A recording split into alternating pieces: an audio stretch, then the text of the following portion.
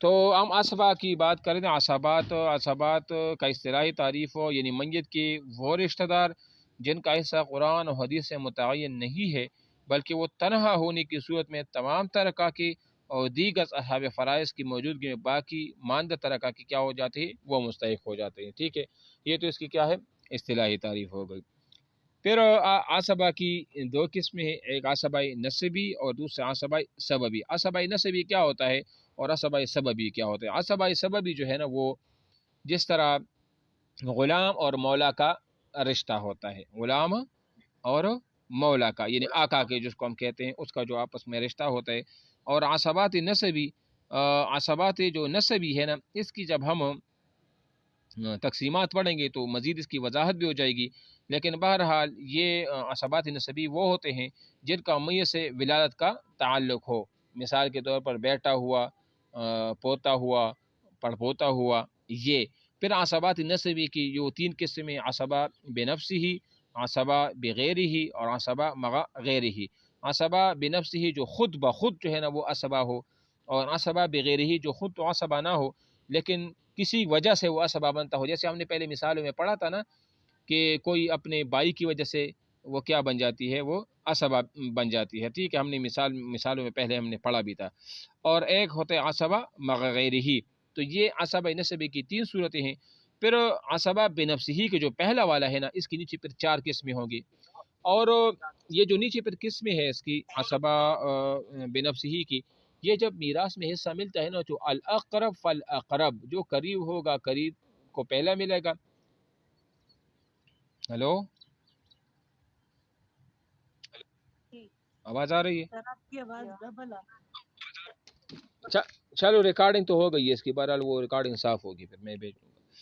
تو عصبہ نسبی کی تین قسمیں ہیں. نمبر ایک عصبہ بنفسی، اس مذکر رشتہ دار کو کہتے ہیں جس کا میت سے رشتہ جوڑنے میں مؤنث کا واسطہ نہ آئے، یعنی مطلب باپ کی طرف سے ہو، ماں کی طرف سے اس طرح نہ ہو، وہ رشتہ دار نہ ہو. ٹھیک ہے، تو یہ کون سے ہو گئے؟ عصبہ بنفسی ہی ہو گئے. ٹھیک ہے. اور عصبہ بغیر ہی وہ عورتیں جو اپنے بھائیوں کی وجہ سے عصبہ ہوتی ہے جن کا حصہ تنہا ہونے کی صورت میں نصف ہو اور ایک سے زیادہ ہونے کی صورت میں ثلثان.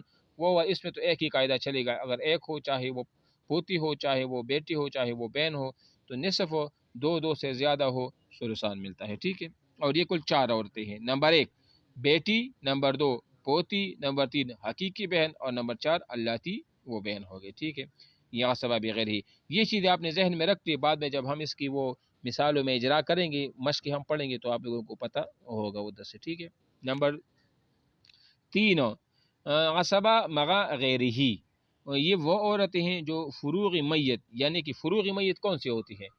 اصول کی نہیں، فروغ کی بات ہو رہی ہے، مطلب بیٹی، پوتی وغیرہ کی ہاں کی وجہ سے عصبہ ہوتی ہے. یہ صرف دو عورتیں، حقیقی بہن اور اللاتی بہن. کون کون سی بہن ہیں؟ یہ بھی ہم نے وہ پڑھا تھا، اگر آپ اوپر چلی جائیں نا وہاں ہم نے اس کا ایک مثال بھی وہ پڑھا تھا. یہ عصبہ مغا غیر ہی کی وجہ سے. ٹھیک ہے. تو عصبہ بغیر ہی اور عصبہ مغا غیر ہی میں فرق یہی تھا کہ عصبہ بغیر ہی وہ عورت جو اپنی بھائیوں کی وجہ سے عصبہ ہوتی ہے، اور عصبہ مغا غیر ہی یعنی وہ عورت جو اپنی فروغ میت، یعنی میت کی جو اولاد ہوتی ہے نا، مطلب یہ ہے مثال بیٹی، پوتی وغیرہ کی وجہ سے کیا ہوتی ہے، وہ عصبہ ہوتی ہے. تو یہ مغا غیر ہی ہو گیا. پھر عصبہ بنفسی کی چار قسمیں، اس کو غور سے تھوڑا سا دیکھیں. نمبر ایک جز میت، جو میت کا جز ہو، یعنی میت کی نسل مذکر جیسے کہ لڑکی، پوتی، پڑپوتی نیچے تک، اس کو رشتہ بنوت بھی کہا جاتے ہیں. مثال کے طور پہ کیسے؟ یعنی جو پہلا جز میت ہے، جو بیٹا ہوتا ہے وہ باپ کا جز ہوتا ہے کہ نہیں ہوتا؟ ہوتا ہے نا. یا مثال کے طور پر ہاں، یا مثال پوتا ہے تو یہ پوتا جو ہے نا یہ بھی ایک قسم کا کیا ہے، یہ پوتے کا کیا ہوتا ہے؟ دادا ہوتا ہے. دادا کا جز ہے کہ نہیں؟ بواسطہ بیٹے کی جز بن گیا نا. یا پڑپوتا یہ بھی جز ہے دادا کا بنسبت پوتے کی اعتبار سے. تو یہ کیا ہو جاتا ہے؟ یہ وہ ہے کہ جو جز میت کے اس میں آ جاتے ہیں تعریف میں. ٹھیک ہے. یعنی پوتی، پڑپوتی اور نیچے تک آ جائے اتنا، تو نیچے تک تو اتنا بندہ زندہ نہیں رہ سکتا. لیکن ویسے ہاں مذکر. اور نمبر دو اصل میت. اصل میت کا کیا مطلب ہے؟ میت کا اصل، یعنی میت کی اصول مذکر یعنی اصل میت تو وہ اصل کی نسبت جب ہم کرتے ہیں تو اصل کا معنی بنیاد ہوتا ہے. اس کا مطلب یہ ہو کہ میت کی جس سے جو اس کی پیدائش کا ذریعہ بنا ہو. مثال وہ باپ ہے، باپ ہوا، دادا ہوا اور پردادا ہوا. ٹھیک ہے، تو یہ کیا چیز؟ ہاں ٹھیک ہے صحیح. کدھر ہے؟ بس ٹھیک ہے رکھ دو ادھر. ڈیوٹی لگ گئی آپ کی؟ بس ٹھیک ہے. اچھا، تو دوسری مثال کون سی تھی؟ اصل میت یعنی میت کی اصول مذکر جیسے باپ، دادا، پردادا اوپر تک، اس کو رشتہ ابوت کہتے ہیں. کون سا رشتہ؟ ابوت والا، یعنی باپ والا رشتہ. ہاں باپ، تو باپ بیٹی کے لیے اصل ہوتا ہے کہ نہیں ہوتا، اور بیٹا باپ کے لیے جز ہوتا ہے. تو پہلے والا جو ہے نا وہ جز میت ہے، اس لیے کہ بیٹا باپ کے لیے کیا ہوتا ہے؟ جز ہوتا ہے نا، اور باپ بیٹی کے لیے کیا ہوتا ہے؟ وہ اصل ہوتا ہے. تو جز میت مطلب میت کی اولاد ہو، اور اصلی میت مطلب میت کی کیا؟ باپ، دادا، پردادا وغیرہ. سمجھ آ رہی ہے نا؟ اچھا جی، نمبر 3 جز اب میت. جز اب میت یعنی جز اب یعنی میت کے باپ کا جز. میت کے باپ کا جو جز ہوتا ہے وہ کیا ہوتا ہے؟ میت کے باپ کے جز کو کیا کہا جاتا ہے؟ اس کو جیسے ہم بھائی بھی کہتے ہیں. تو میت کے باپ کا جز، مثال بیٹا مر گیا تو بیٹے کا اصل باپ ہے. اب باپ کا جز ہو، اس میت کے باپ کا جو جز ہے وہ اس میت کا بھائی ہوا کہ نہیں ہوا؟